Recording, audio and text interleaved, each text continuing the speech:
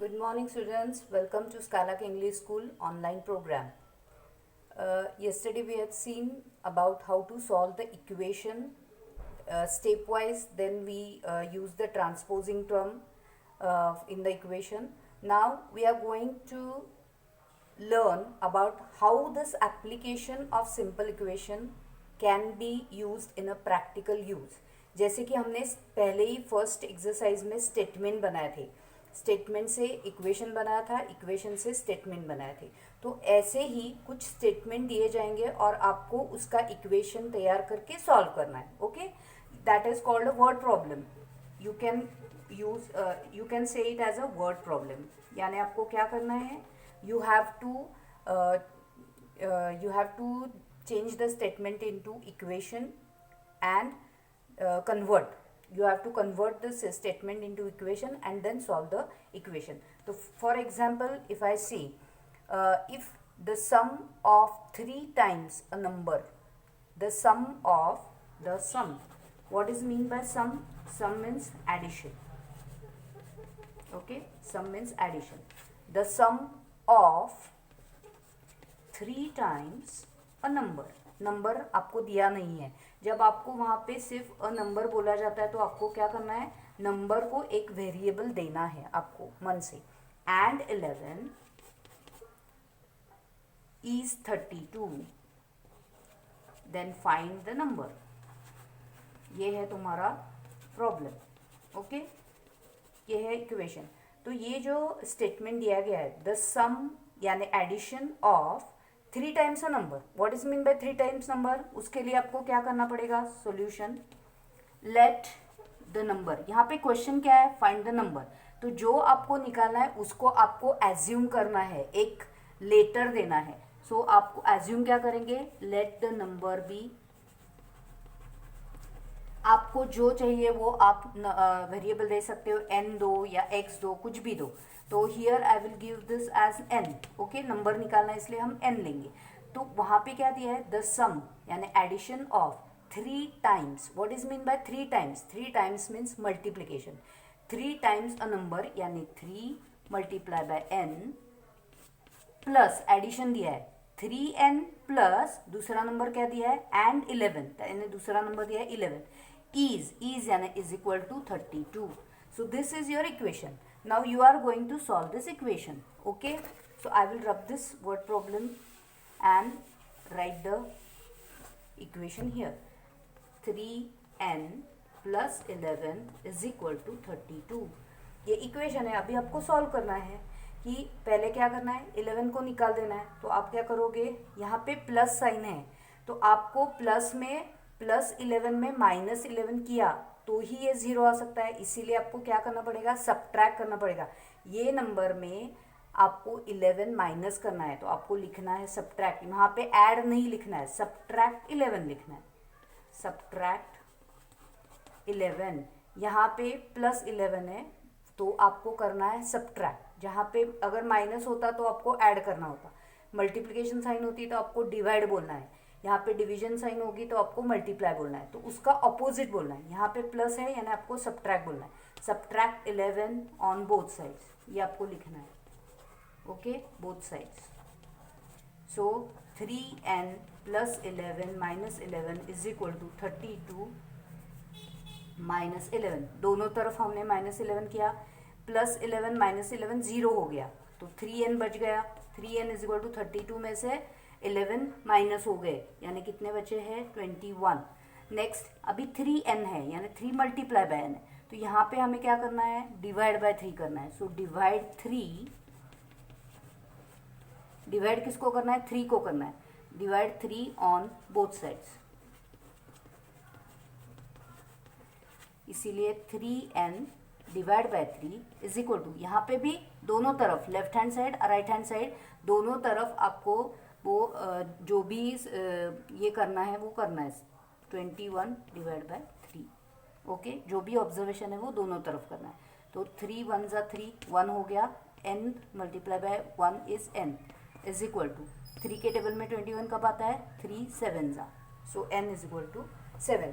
So the number is 7। ऐसे आपको last में आंसर लिखना है। जब भी वर्ड प्रॉब्लम होता है आपको लास्ट में आंसर जो है वो स्टेटमेंट में लिखना है। सो द नंबर इज 7, ऐसे आपको आंसर लिखना है। So have you understood how to solve the equation? ऐसे ही और एक इक्वेशन मैं लूँगी।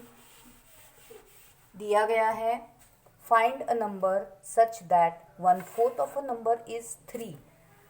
सी 1/4 of a number is 3 times 7 and adding 11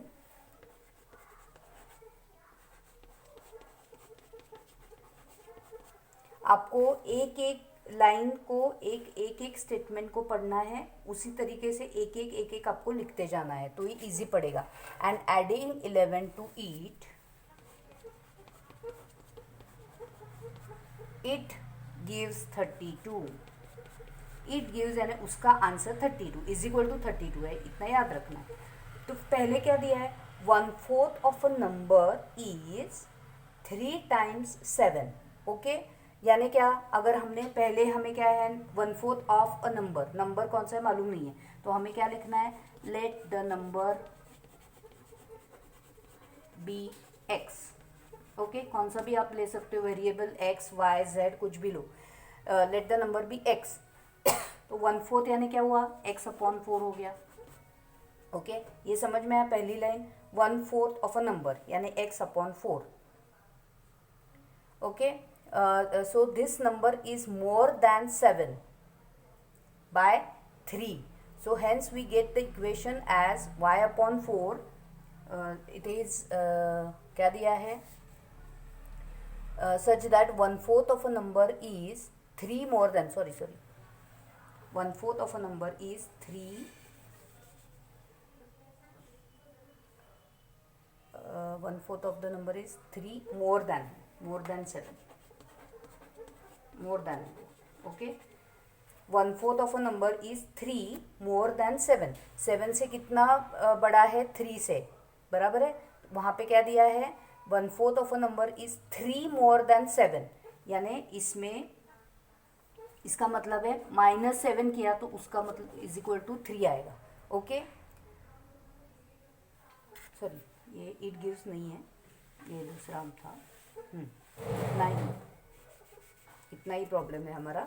1/4 of a number is 3 more than 7, ये इतना दिया है, 3 more than 7 यानी x/4 - 7 इज इक्वल टू 3। ये जो आंसर है वो इज 3, तो वो हमने इज इक्वल टू 3 लिखा। मोर देन 7, तो ये अगर मोर देन 7 है तो यहाँ पे हमें क्या करना है, -7, इसीलिए x/4 - 7 इज इक्वल टू 3। इसको आपको सॉल्व करना है।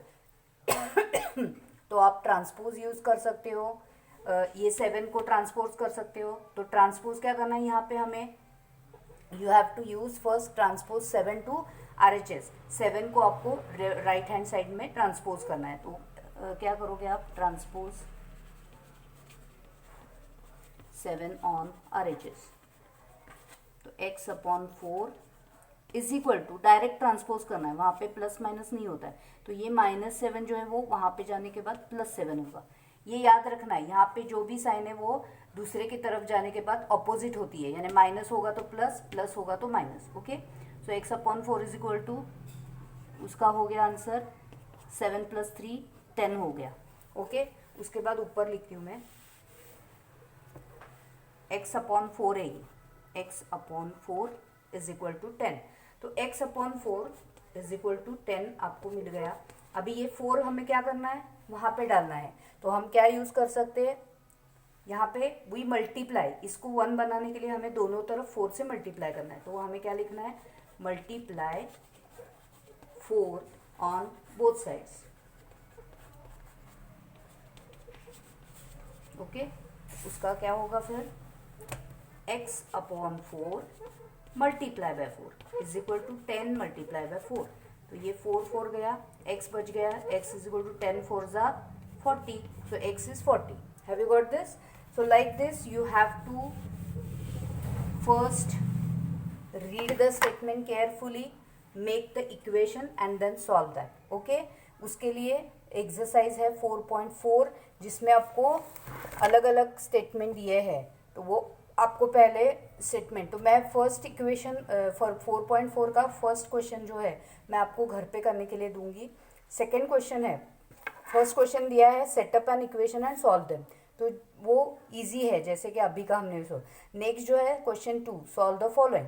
The teacher tells the class that the highest marks obtained by a student in her class is twice the lowest marks plus 7, the highest score is 87, what is the score, lowest score. यानी question क्या पूछा है, lowest score, तो हमें क्या करना है, let the lowest score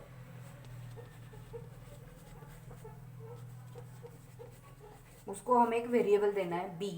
यहाँ पे लोएस्ट स्कोर है तो l यूज कर सकते हो या s, तो मैं l यूज करूंगी। Okay, I will use the l variable क्योंकि लोएस्ट है।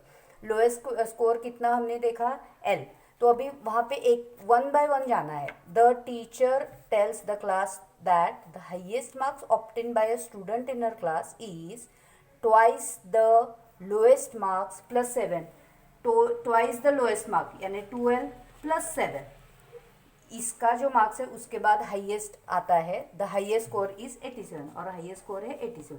तो ये समझ में आ गया कैसे लिखना है। वहाँ वापस एक बार ध्यान दो, the highest marks obtain, highest marks 84 दिए, दे आर ऑब्टेन, कैसे मिले हैं highest marks, by a student in a class is twice the lowest mark. Lowest mark हमने क्या बोला है, एल, ट्वाइस यानी 2 टाइम्स, तो 2l ये भी आपको मालूम होना चाहिए, ट्वाइस यानी 2 टाइम्स, थ्राइस यानी 3 टाइम्स, तो 2l the lowest mark plus 7, 2l plus 7 is equal to, और उसके आगे दिया है the highest score is 87।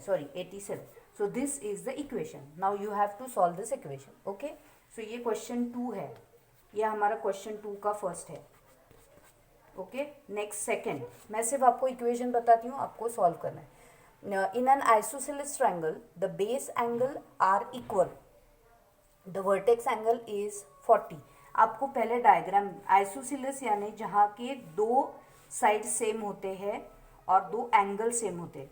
Isosceles triangle में ये 2 साइड सेम होते हैं और 2 एंगल सेम होते हैं, तो उन्होंने बोला है कि ये 2 एंगल सेम ही है और ये वर्टेक्स एंगल जो है वो 40 दिया है। Okay, and the base angle are equal, the vertex angle is 40. What are the base angles of the triangle? यहाँ के हमें बेस एंगल बोला है, तो अगर ये x है तो ये भी x होगा, और आपको मालूम है sum of all angles of a triangle is 180। ये आपको पहले लिखना है, sum of all angles of triangle is equal to 180। ये फॉर्मूला ही है ट्रायंगल का।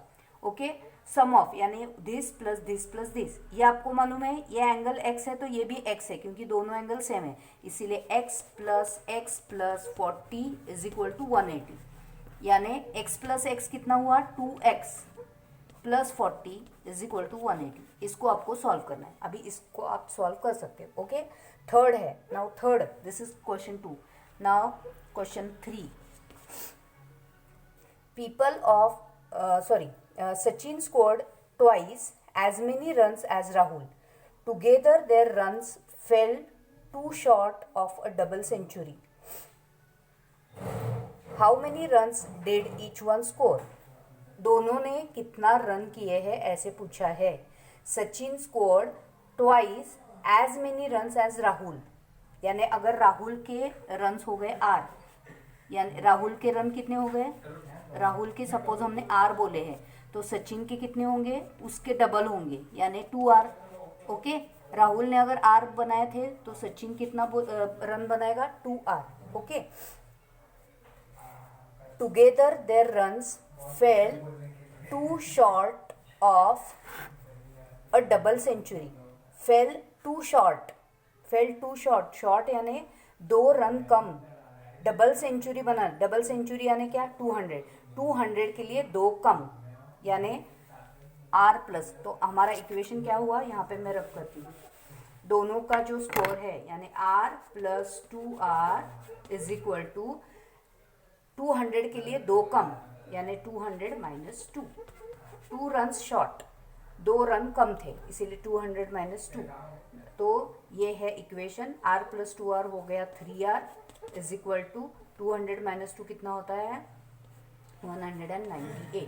तो ये आपको सॉल्व करना है, 3 से इसको डिवाइड करना है और तुम्हारा आंसर आएगा। ओके, तो ये हो गए r के रन, r यानी कौन है राहुल के रन, और सचिन के रन कितने हो जाएंगे फिर 2r, यानी r जितना होगा उसका डबल सचिन के होंगे। तो let's see how it matches, बराबर है कि नहीं है हमें समझ में आ गया, समझ में आ गया, आ जाएगा। तो यहाँ पे 3r है यानी डिवाइड करना है हमें, divide 3 on both sides.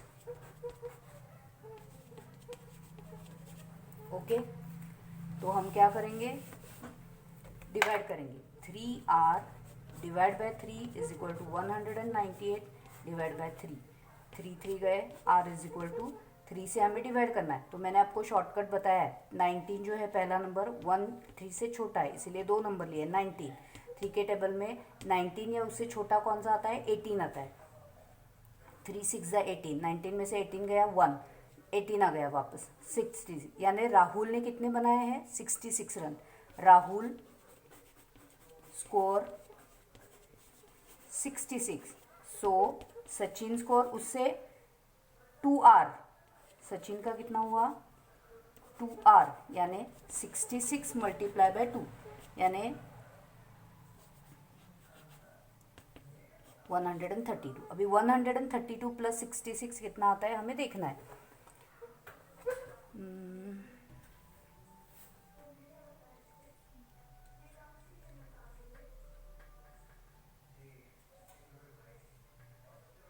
6 plus 2 8, 6 plus 3 9 और 198, यानी हमारा ये आंसर करेक्ट है। Okay, so this is how you have to write. ये क्वेश्चन नंबर 2 है, वैसे ही आपको क्वेश्चन नंबर 3 को भी सॉल्व करना है।